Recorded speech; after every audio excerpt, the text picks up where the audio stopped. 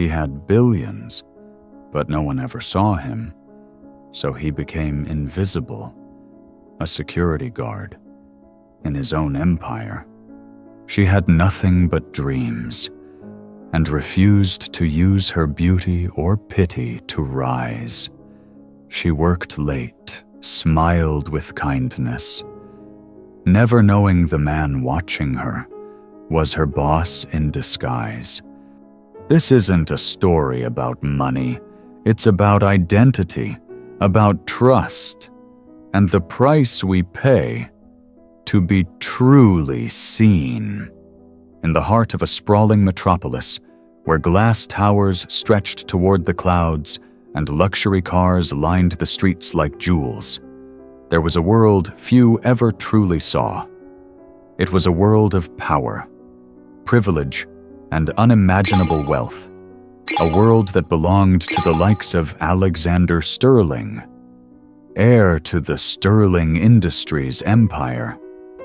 Alexander had grown up with every advantage: private tutors, international travel, and the knowledge that one day the company his father built would be his too.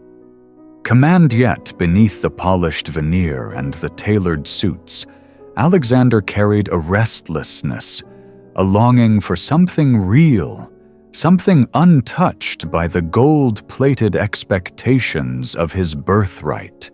For years he watched as acquaintances, supposed friends, and even potential partners treated him not as a person, but as an opportunity. Every handshake felt calculated, every smile edged with ambition. Love in his world was a transaction, a merger of fortunes, a joining of pedigrees, a contract, signed over champagne and caviar. He yearned for a connection untainted by his last name, a bond that would see the man behind the billions. It was this yearning that led Alexander to hatch a plan as audacious as it was unconventional. He would step away from the Sterling name, shed the trappings of wealth, and walk among those who knew nothing of his inheritance. He would become someone else, someone ordinary, someone overlooked. And so, with careful preparation and the help of a trusted confidant, he assumed a new identity. Alex Carter, a humble security guard at Sterling Industries headquarters, the transformation was meticulous. Gone were the bespoke suits and Italian shoes in their place, sturdy boots, navy slacks, and a crisp generic uniform. His hair, once styled to perfection, was now cropped short, a cap pulled low over his brow. He adopted a quiet demeanor, blending seamlessly into the background.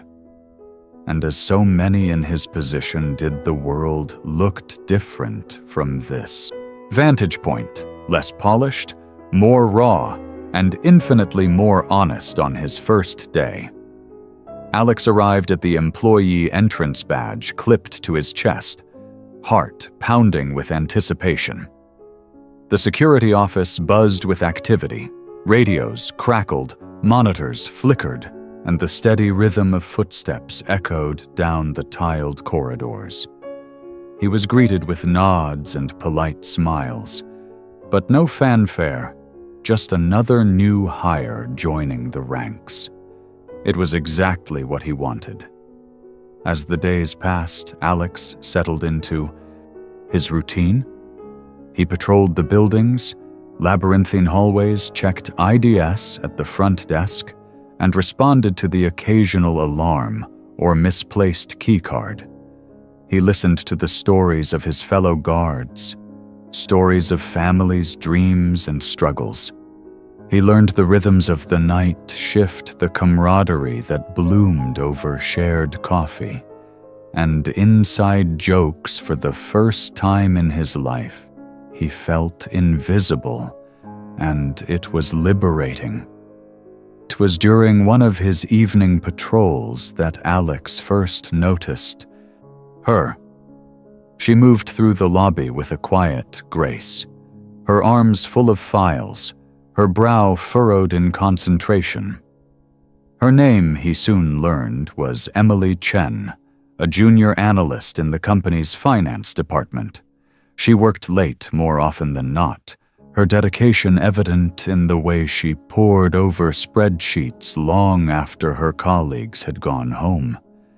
There was a kindness to her, a gentle humor that shone through in her interactions with the cleaning staff and security team.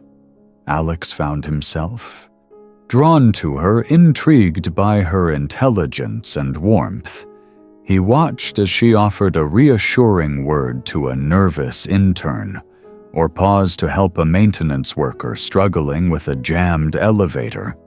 She treated everyone with the same respect, regardless of their position. A rare quality in a world obsessed with hierarchy. Their first conversation was brief, a simple exchange over a misplaced access card. Emily thanked him with a genuine smile, her eyes crinkling at the corners over the weeks. Their encounters grew more frequent, each one a little longer, a little more comfortable. They shared small talk about the weather, commiserated over the building's temperamental air conditioning, and eventually swapped stories about their favorite books and movies. Alex was careful to maintain his cover, never revealing more than necessary. He spoke of a modest upbringing, a desire for steady work, and a love of classic rock. Emily, in turn, shared glimpses of her own life, her immigrant parents' sacrifices, her dreams of making a difference. Her passion for numbers and problem-solving. With each conversation, the walls between them crumbled a little more outside the office. Alexander's absence did not go unnoticed. His father, Richard Sterling, was a man of formidable presence, a titan in the business world, accustomed to control. He watched with growing concern as his son distanced himself, declining meetings and social events. Richard suspected a rebellion, a phase. Perhaps, but he could not have imagined the truth that his son was walking the halls of his own company, unrecognized, searching for something money could not buy within the security office. Alex became a fixture, a reliable presence quick to lend a hand or share a laugh. He learned the art of blending in, of listening more than speaking. He discovered the quiet pride his colleagues took in their work, the unspoken bonds that formed between those who kept the building safe. He also saw the challenges they faced, long hours, modest pay, and the occasional condescension from those higher up the corporate ladder. The more time he spent in this world, the more Alexander's perspective shifted. He saw the company not as a machine for generating profit, but as a living organism sustained by the dedication of countless unsung heroes. He began to understand the true cost of leadership, not just in dollars, but in empathy and responsibility. His feelings for Emily deepened with each passing day. He admired her wit, her resilience, and the way she found joy in the simplest moments. Yet, as their friendship blossomed, a new fear took root, a fear that the truth of his identity would destroy the fragile trust they had built. He wrestled with the dilemma to reveal himself and risk everything, or to continue the charade and savor the fleeting happiness he had found one evening. As the city lights twinkled beyond the office windows, Emily confided in him. She spoke of her frustrations, the glass ceilings, the subtle biases, the feeling of being invisible in a world that prized connections over competence. Alex listened, his heart aching, with the knowledge that he could change her world with a single word, a signature, a promotion. But he also understood that she wanted to earn her place to be seen for her abilities, not her proximity to power. Their friendship soon became the subject of office gossip. Some joked about the odd couple, the earnest analyst and the quiet security guard. Others speculated about Emily's motives, unable to fathom a connection that crossed social boundaries. Alex ignored the whispers, focusing instead on the moments that mattered. Shared laughter, late-night conversations, and the growing sense that for the first time he was truly known. The turning point came on a stormy Friday night. The building was nearly empty. Most employees having fled the impending downpour, Emily remained determined to finish a critical.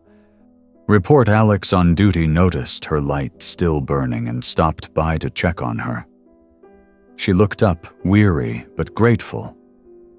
"You didn't have to come all the way up here," she said, gesturing to the empty office. He shrugged, offering a shy smile. "I figured you could use some company besides. It's my job to make sure everyone's safe." They talked as the rain lashed against the windows, their conversation drifting from work to dreams, from fears to hopes. Emily spoke of her desire to travel to see the world beyond spreadsheets and deadlines. Alex shared stories, some true, some embellished, of distant cities and adventures. For a moment, the walls of the office faded, and they were just two souls adrift in the vastness of possibility. As midnight approached, Emily gathered her things, preparing to brave the storm. Alex offered to walk her to the subway, and together they ventured into the rain, sharing an umbrella and laughter as they navigated puddles and gusts of wind at the station. Tom turned to him, her eyes searching his. "Thank you, Alex, for everything. I don't say it enough, but you make this place a little brighter." He hesitated, the words on the tip of his tongue. "Emily, she smiled, cutting him off. "Good night, Alex." He watched her disappear into the crowd, his heart heavy with longing and regret. The next week brought unexpected turmoil. Rumors swirled of layoffs and restructuring of changes at the highest levels. Morale plummeted as uncertainty gripped the staff. Alex saw the fear in his colleagues' eyes, the anxiety in Emily's furrowed brow. He wanted to help, to intervene, but his role as a security guard left him powerless behind the scenes. Richard Sterling grappled with a crisis of his own. The company faced mounting pressure from investors, the threat of a hostile takeover looming on the horizon. He needed his son, his heir, by his side. Yet Alexander remained elusive, refusing to return to the boardroom one afternoon as Alex patrolled the executive floor. He overheard a conversation that chilled him to the core. A senior manager, emboldened by the chaos, spoke of plans to cut costs by eliminating entire departments, including security and support staff. The words stung, a stark reminder of the fragility of the lives he had come to know. Determined to act, Alex reached out to his father, arranging a clandestine meeting in a quiet corner of the building. He shed his disguise, revealing the truth at last. Richard stared at him, equal parts, furious and bewildered. "What the hell have you been doing, Alexander, playing dress up while the company burns?" Shay made Alex met his gaze, unflinching. I've been learning, Dad, seeing the company from the ground up, meeting the people who keep this place running. They're not just numbers on a spreadsheet. They're families, dreams, lives. We can't just cut them loose." Richard's expression softened, a flicker of pride in his eyes. "You've changed." "I had to," Alex replied. "And so does the company with." His father's reluctant blessing. Alexander returned to the boardroom, this time armed with first-hand knowledge of the company's beating heart. He advocated for a new approach, one that prioritized people over profits, innovation over austerity.